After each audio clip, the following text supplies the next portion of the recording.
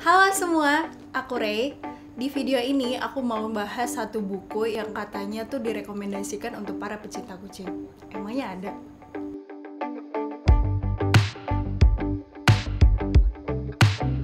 Nah, ini dia bukunya.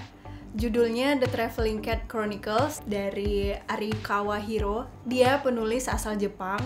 Jadi, ini adalah novel pertama Arikawa Hiro yang diterjemahkan ke dalam bahasa Indonesia. Tapi novel ini sebelumnya udah pernah difilmkan dengan judul yang sama. Terus kenapa sih buku ini direkomendasikan untuk para pecinta kucing atau orang-orang yang punya peliharaan? Tapi yang bukan pecinta kucing juga ya nggak apa-apa sih baca buku ini. Aku juga bukan pecinta kucing by the way. Dan aku nggak punya peliharaan. Aku juga. Oke, terus gimana ceritanya? The Traveling Cat Chronicles ini bercerita tentang seekor kucing liar yang kemudian dipelihara oleh seorang pria bernama Miyawaki Satoru. Berhubung karena kucing liar ini punya bentuk ekor yang unik menyerupai angka 7, akhirnya Satoru memberikan nama Nana. Nana itu dalam bahasa Jepang artinya 7.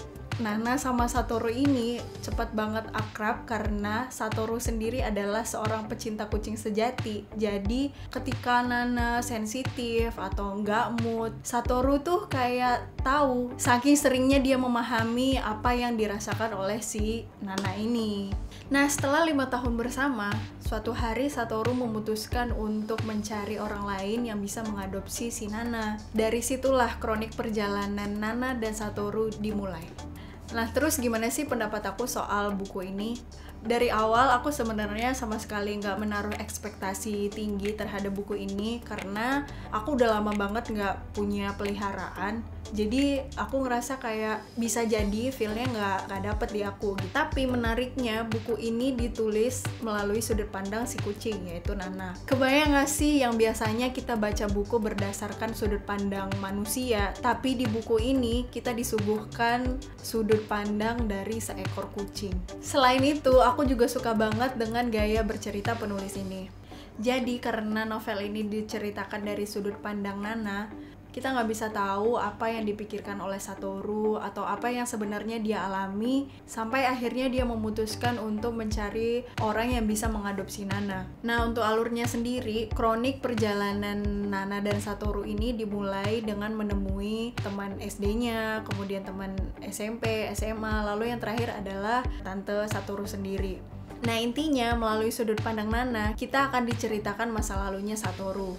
Tapi karena Nana ini seekor kucing, jadi pandangan kita tentang apa yang sebenarnya terjadi pada Satoru itu kayak terbatas gitu loh.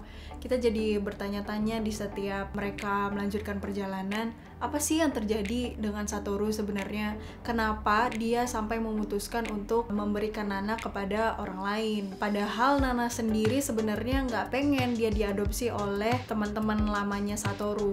Tapi aku dari awal sebenarnya udah menduga-duga sih masalah utamanya si Satoru ini, karena aku ngerasa aneh aja, nggak mungkin deh kayaknya seorang pecinta kucing sejati seperti Satoru ini rela memberikan kucing kesayangannya untuk diadopsi oleh orang lain.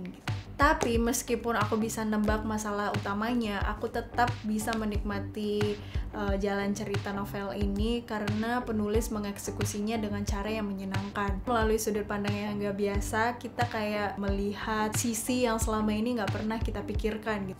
Menariknya lagi, Nana ini karakternya tuh kayak kucing yang gemes-gemes nyebelin. Terus Nana tuh suka mengkritik cara manusia memperlakukan hewan.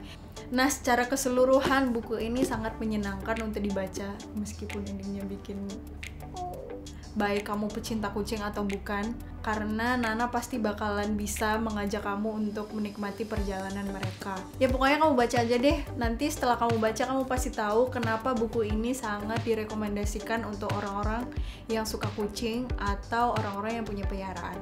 Nah, segitu aja video review kali ini. Makasih banyak untuk kamu yang udah nonton dan sampai jumpa di video selanjutnya. Bye-bye!